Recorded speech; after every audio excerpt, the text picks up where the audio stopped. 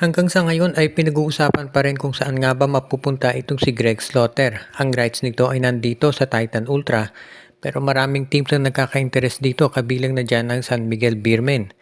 Posible na ang San Miguel ay magbigay ng isang one last offer dito kay Greg Slaughter para makumbinsi siya na maglaro na para dito sa SMB.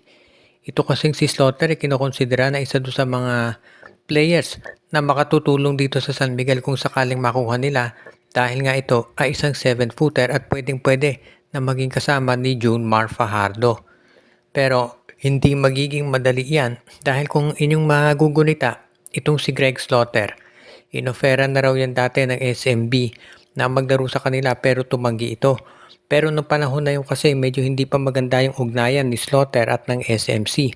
Pero ngayong nag-apologize na si Slaughter dito sa SMC pati na kay Al Francis Chua, baka gumanda na yung sabihin nating samahan ulit ng SMC at ni Greg Slaughter. Kaya baka malaki na yung tsansa na tanggapin ito yung ino-offer o i-offer ng San Miguel Beermen. Kung sakasakali, ang laking asset nitong si Greg Slaughter para dito sa San Miguel at literally magkaka-twin tower sila na Slaughter at Fajardo. Kaya iyan talaga yung nakikita natin na magiging big announcement ng San Miguel kung sakasakali nga na makuha nila itong si Greg Slaughter mula dito sa Titan Ultra. As it is, kung ikaw naman itong Titan Ultra, gusto mong siguraduhin na kung ititrade mo si Slaughter, magiging sulit din naman yung kapalit dahil gusto rin syempre ng Titan Ultra na maging isa sila sa mga competitive teams dito sa PBA at yung pagkuha ng magandang kapalit mula sa San Miguel kung sino man yung ibibigay ng SMB, malaki maitulong yan dito sa Titan Ultra kung sakasakali nga na ito ay matuloy. Ang isa pang team ngayon na naghahanda sa mga posible na pagbabago ay itong Barangay Ginebra at ang isa doon sa mga madalas nababanggit dyan na pwede nilang gawin ay kunin ang free agent na si Vic Manuel. Si Vic Manuel ngayon ay naglalaro sa MPBL, so kung pag-usapan natin yung sa PBA, unrestricted free agent ito dahil nirelease na ng Terra Firma yung rights niya. So pwede itong kunin ng Barangay Ginebra. Traditional na power forward to si Vic Manuel pero sa tingin ko bagay yan sa Ginebra dahil nakita natin kung gaano kaganda ang nilalaro nitong si Sunny Esteel para sa kanila. Si Vic Manuel parang ganyan din ang laro niyan, so parang yan na kinakailangan ngayon nitong Barangay Ginebra talaga. Kaya yung medyo rugged at physical players mukhang yan ang nababagay ngayon at requirement sa Ginebra at magiging malaking tulong itong si Vic Manuel, si Muscleman kung sakasakali nga na makuha yan ng Gene Kings. Ang maganda pa dito, dahil nga free agent itong si Vic Manuel, ibig sabihin, wala silang kinakailangang ibigay na player o draft pick para makakuha ng serbisyo nito. At madali namang i-buy out yung kontrata niyan mula sa MPBL. Plus yung mga player sa MPBL na galing sa PBA, usually meron niyang clause doon o stipulation na kapag meron silang nakuhang offer sa PBA ay i-release sila ng MPBL team nila. Kaya sa tingin ko, magiging madali lang para sa Barangay Ginebra na kunin itong si Vic Manuel. Sa totoo lang, malaki maitulong ni Manuel dito sa Barangay Ginebra kung sakasakali dahil ito'y isang legitimate low post player. Very physical ito at alam naman natin na kilala tong scorer panahon pa niya noong nasa Alaska at syempre nung nandun din siya sa San Miguel, tumulong din yan sa pagkuha nila ng kampyonato. Kaya good news ito para dito sa San Miguel kung sakasakali nga o rather dito sa Ginebra kung makuha nga nila ang free agent na si Muscleman Vic Manuel. Dahil hindi makontak itong si Justin Brownlee, mukhang papalitan na siya ng Meralco Bots at hahanap na ng ibang import. Malapit na kasi yung susunod na EASL game nitong si Brownlee at ang Meralco Bolts pero hindi pa rin ito makontak to si JB.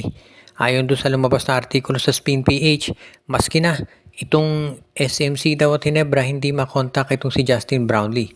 So isa yan ngayon dito sa pinag-aaralang mabuti ng management ng Meralco kung anong dapat nilang gawin. At sa ngayon ang Meralco Bolts, nandiyan naman si Ronde Hollis Jefferson syempre at yung iba pa nilang mga imports pero iba pa rin syempre kapag nandiyan si Justin Brownlee.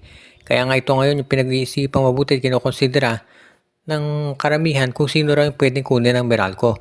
Pero bukod dyan, ang mas malaking tanong dito ay kung nasan ba si Justin Brownlee at ba't hindi makontak. Kasi very unusual yan para dito kay Brownlee at alam naman natin, Si Justin Brownlee, kahit hindi yan maglaro sa Ginebra, willing yan maglaro sa ibang team. Sa Gilas naglalaro yan. Sa Indonesia naglaro dati sa iba't ibang liga. Kapag hindi naglalaro si Brownlee sa Ginebra, naglalaro yan sa ibang liga at hindi naman yan hinaharangan ng Ginebra.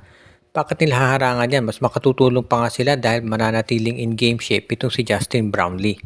Kaya nga sa kasalukuyan, itong Barangay Ginebra gusto nilang masiguro na itong si Justin Brownlee ay okay syempre.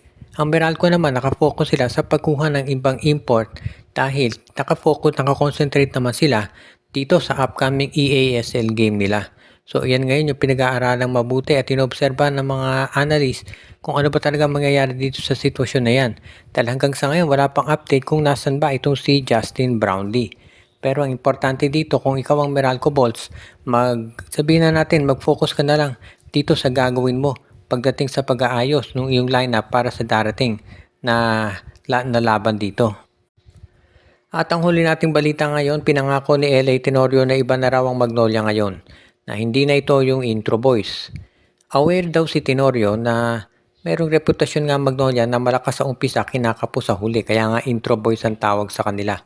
Pero ngayon daw ayon dito kay LA ay sisiguraduhin niya na mula umpisa hanggang huli ay talagang hindi nakakapusin itong Magnolia.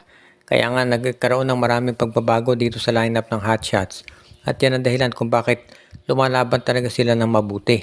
Pero kinakailangan daw syempre hindi ito kay Tenorio maging consistent sila sa kanilang performance at yan naman talaga ang gustong siguraduhin nitong Magnolia Chicken Templados.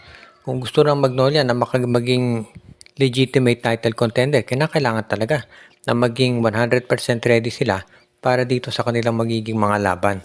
Ngayon, kung ikaw naman itong Magnolia Chicken Templados, kinakailangan siguraduhin mo rin na kung ikaw ay magkakaroon ng challenge mula sa ibang teams, ang kinakailangan mong siguraduhin gawin, magkakaroon ng mga sabihin natin inconsistencies pagdating dito sa playoffs.